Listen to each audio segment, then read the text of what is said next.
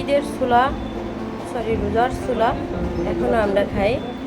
এর পাশে একটা সালাদ বানাইছি আমি, ইউনিক একটা সালাদ, লেটুস পাতা, তারপরে নারকেল, তারপরে পেঁয়াজ, লেবুর রস, তারপরে একটা মেনুস ডিম দিয়ে তৈরি করছি, যেটা সব মিলে আমি এখানে একটা সালাদ তৈরি করে নিয়েছি।